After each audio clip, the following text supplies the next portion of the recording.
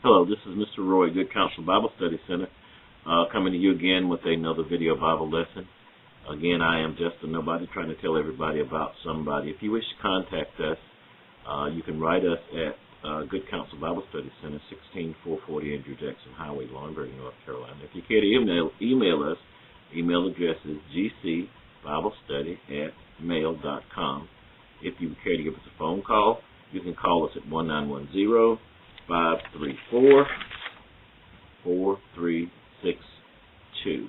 Today's Bible lesson study, today's Bible lesson issue is concerning David. And as we spoke on the first video, we talked about trying to set aside some of these fantastic tales that people are telling, bedtime stories, fantasies, as relates to the Bible. And this is another one of those issues where you really need to pay attention to what's going on.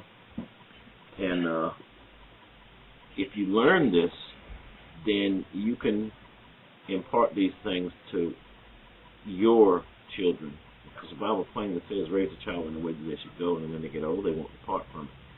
Now, this issue with David, the Bible talks about David being a son of Jesse, and David was anointed to be king after Saul was rejected as being king.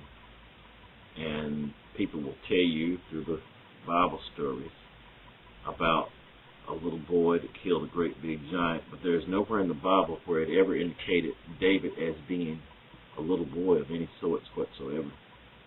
The Bible plainly lets us know that David was a grown young man. He was the youngest of several sons that Jesse had. And the proof to this, for the most part, will be found between Samuel chapter 16 through 18. There was one of Saul who was still king, even though God had rejected him as being the king. Saul had a spirit laid upon him by God, and when that spirit would come over him, the servants, or one of the servants that was with Saul, said that you need a man of cunning that's able to play an instrument so that when the spirit comes over you, it will soothe you. And Saul agreed by saying, well, go find me, or do you know such a man? Go find me such a man. And the man told King Saul that I know of such a man of the sons of Jesse, that he is and get this, he is a valiant man, a mighty man of war, as well as being skilled to play an instrument.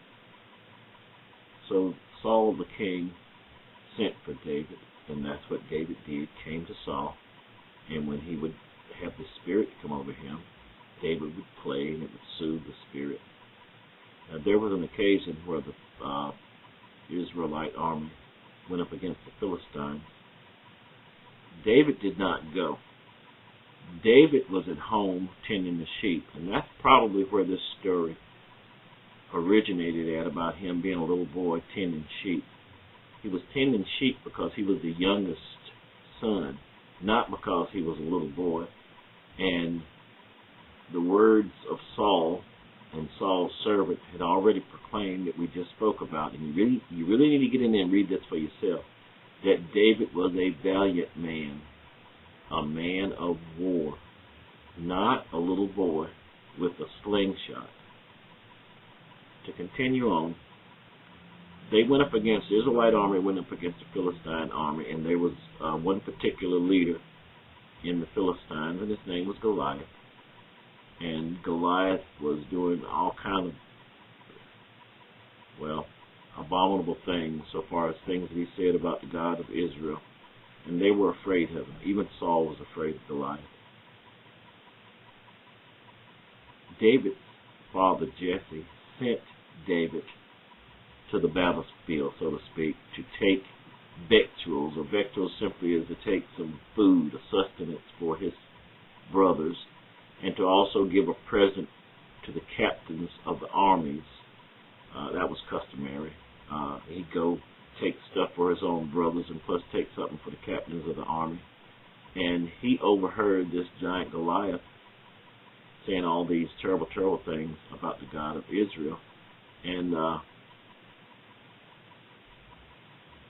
he said, this is Goliath, that send one of your men to me. If I defeat him, then you bow down to us or you serve us.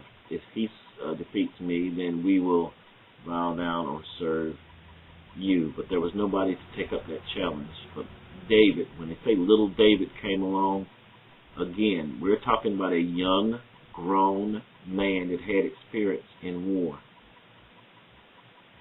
David took up the challenge. Saul allowed him to take up the challenge. He even went so far as giving him his armor to put on.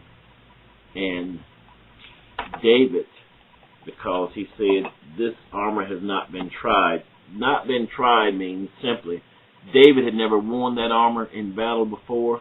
It was cumbersome for him to wear that armor in battle, so he said, I won't wear this. The Bible teaches us what David did do was got his staff and he went to the brook and he picked up 5 smooth stones.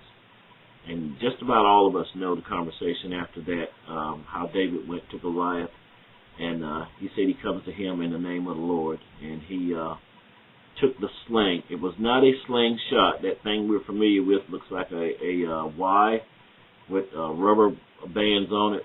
No, this was something that it was made out of leather, and there was a pouch in it. It had two ends to it, and you would hold them together, put the stone in the center, and sling it around.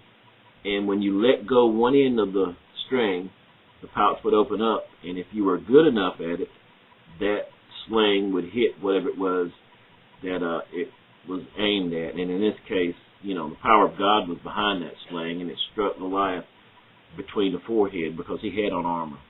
And that was the most vulnerable part. It was in the forehead, and Goliath hit the ground. And we know that part of the story. The Bible goes on to teach us that David came after Goliath with just a sling. He took Goliath's own sword and cut off Goliath's head. And if we can get some of these things and get away from these fairy tales and these myths and these bedtime stories, we will be able to grow in grace and in the word of the Lord, because he said, study to show thyself approved. We mentioned this on the last video. A workman need not be ashamed, rightly dividing the word of truth. Please get these things because they're beneficial for you. Until the next time we have opportunity to talk, this is Mr. Roy at Good Counsel Bible Study Center. Again, our address is 16440 Andrew Jackson Highway. Our email address is gcbiblestudy@mail.com. You can also contact us by phone by dialing 1910-534-4362. We would love to hear from you. And until the next time, get in God's Word, and it will get in you.